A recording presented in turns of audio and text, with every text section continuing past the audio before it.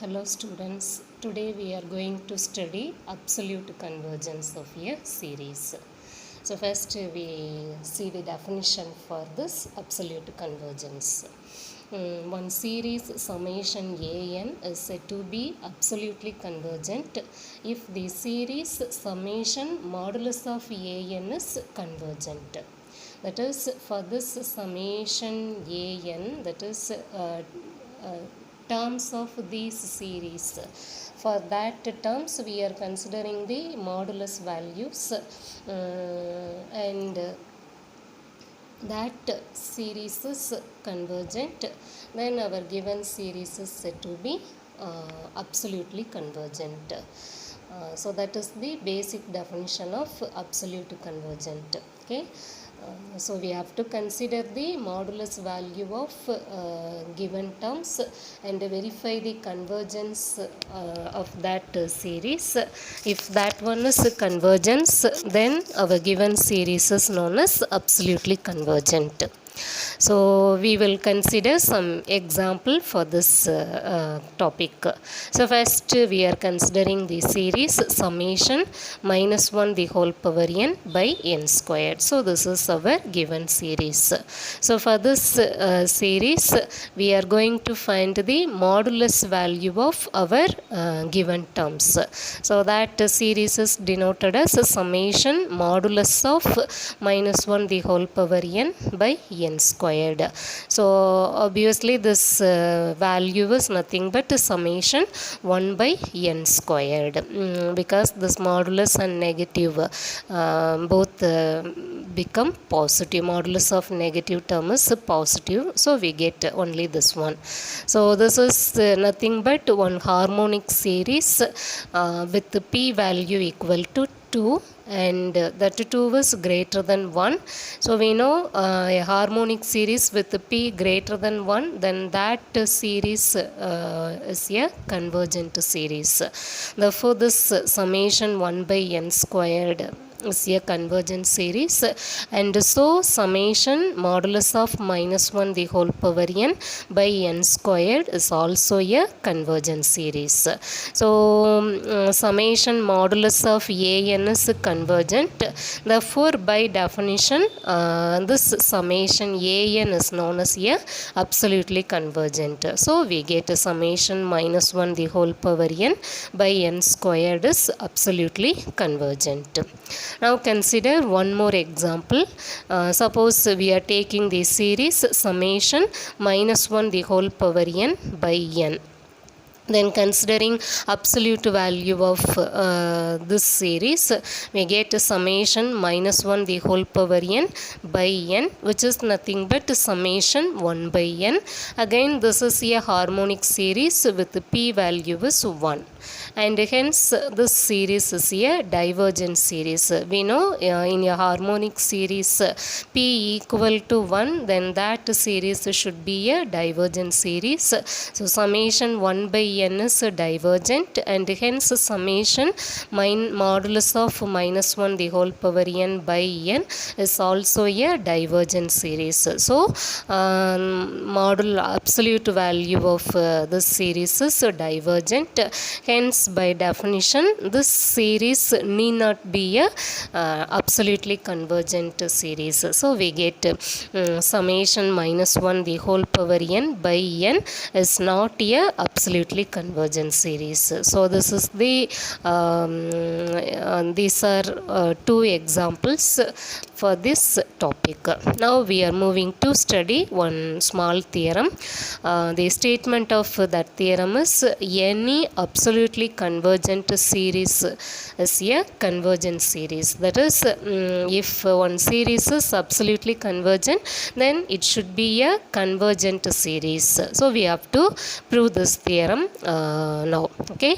So for that we are taking the hypothesis. So we are given with one absolutely convergent series. So we are taking that series is summation an. So summation an is a absolutely convergent series. So that hypothesis assumed. So our aim is to prove this series is a convergent series. That is our main aim. Since summation an is absolutely convergent, by definition summation modulus an should be convergent. So this is using the definition we get summation modulus an is convergent series. So our aim is to prove this series summation an is a convergent series. To prove convergent series, we have to tell the sequence of its partial sum should be a convergent sequence, isn't it? That sequence of partial sum is convergent, then our given series should be a convergent series. So to prove this series is convergent, we need its sequence of partial sum. So for this we are considering the partial sum by the notation Sn. Okay, so Sn is nothing but sequence of partial sum for this series summation an. So we are taking Sn is nothing but a1 plus a2 etc. up to an, and this is nothing but sequence of partial sum of series summation an. And then we are taking Tn. Previously we assumed summation an modulus an is convergent, isn't it? So for that also we have one partial sum. So that partial sum is denoted as Tn. So we are taking Tn is nothing but modulus a1 plus modulus of a2 etc. up to modulus of an, and Tn is a sequence of partial sum for the series summation modulus an. But here by assumption we have summation modulus an is a convergent series. So since this series is convergent, its partial sum sequence is also a convergent sequence. So for this partial sum is nothing but Tn. Therefore this Tn should be a convergent sequence. So we have Tn is a convergent sequence. We know every convergent sequence is a Cauchy sequence, and so this Tn should be a Cauchy sequence. So we are going to apply definition of this Cauchy sequence. So we know Cauchy sequence means for any given epsilon greater than 0 there exists a natural number n1 such that the absolute difference between Tn and Tm should be less than epsilon whenever both n and m are greater than or equal to n1. So this is our basic definition of Cauchy sequence. I hope all of you know these definitions very well. So using that definition of Cauchy sequence, we have modulus of Tn minus Tm should be less than epsilon whenever these n and m are selected more than this integer value n1. Okay, so that is our assumption. So we are considering this is equation number 1. Okay, so for our convenient we are assuming m is greater than n. So for our convenient only we are assuming like this. Here we are taking both n and m should be greater than or equal to n1. So among these two numbers we don't know the relation. So we are considering, we are assuming for our convenient m should be greater than n. Okay, now we are going to consider this value modulus of Sn minus Sm. Okay, so obviously this value should be modulus of minus an plus 1 minus an plus 2 etc. up to minus am. Okay, because this modulus Sn minus Sm, which is nothing but it is modulus of a1 plus a2 etc. up to an. This is our Sn value. Minus Sm is nothing but a1 etc. up to an plus an plus 1 etc. up to am. Okay, so subtracting these terms we get only an plus 1 up to amth term. So all are with negative sign.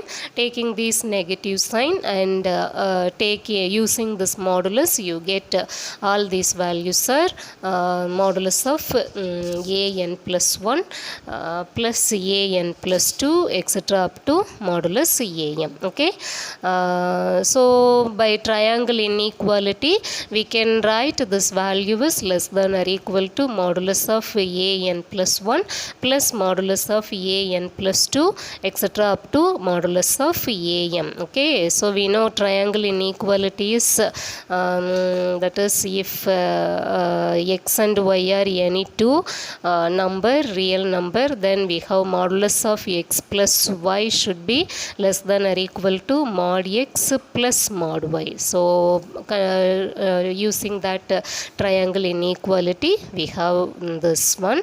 So this value is nothing but equal to modulus of tn minus tm value, because we know this tn minus tm. Okay, so which is nothing but mod a1 plus mod a2 etc. up to mod an, and this is our tn value, minus tm means it is mod a1 etc. up to mod an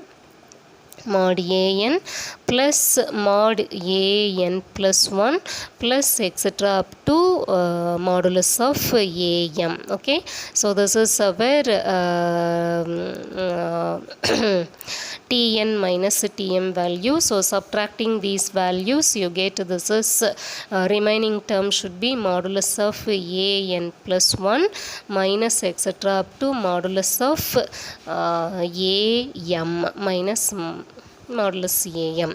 So for this term I am going to apply modulus here. So this is nothing but modulus of this one. So taking that negative sign we get this is nothing but modulus an plus 1 plus etc. up to modulus am. Okay, so only we are replacing this value by modulus of tn minus tm. Okay, so using our equation 1, this one should be less than epsilon. So we get modulus of Sn minus Sm less than epsilon whenever nm are greater than or equal to n1. So from this we can conclude this Sn is a Cauchy sequence. So we know every Cauchy sequence is a convergent sequence, and so this Sn is a convergent sequence. So this Sn is nothing but a sequence of partial sum for the series summation an. So sequence of partial sum of summation an is convergent, and hence by definition that series should be a convergent series. So we get summation an is a convergent series. Okay, so initially we assumed this one is a absolutely convergent series. Now we proved that series is a convergent series, and so every absolutely convergent series should be a convergent series. So this is one simple result, but the converse of this theorem need not be true. Okay, that is any convergent series need not be absolutely convergent. So we are going to prove this concept. So to tell that concept we are considering one example. So consider one series summation minus 1 the whole power n by n. So we are considering this series.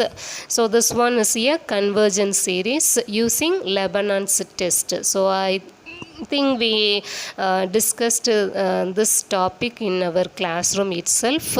So for your remembrance, we recall like this.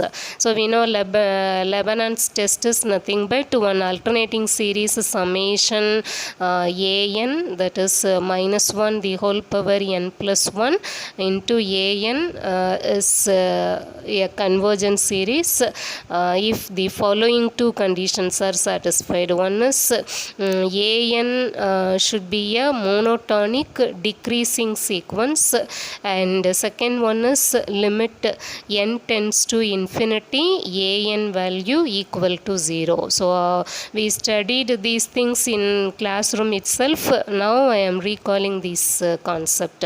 So here our an is nothing but 1 by n, that is we have 1 by 2, 1 by 3, 1 by 4 and so on. So obviously this an is a monotonic decreasing sequence. So and limit n tends to infinity, an is nothing but here limit n tends to infinity 1 by n, which is equal to 0. So both condition of Lebanon's test is satisfied, and hence this series is a convergent series. So we have one convergent series, but this series need not be absolutely convergent. So to prove absolutely convergent means we have to tell modulus of this series term should be convergent. So we are considering summation modulus of minus 1 the whole power n by n, which is obviously summation 1 by n, and this series is divergent series. We know very well this result. Therefore this one is a divergent series, and hence by definition of absolutely convergent, the summation minus 1 the whole power n by n is not absolutely convergent, even though this is a convergent series, but it is not a absolutely convergent series. So converse of the above theorem need not be true. Okay, thank you.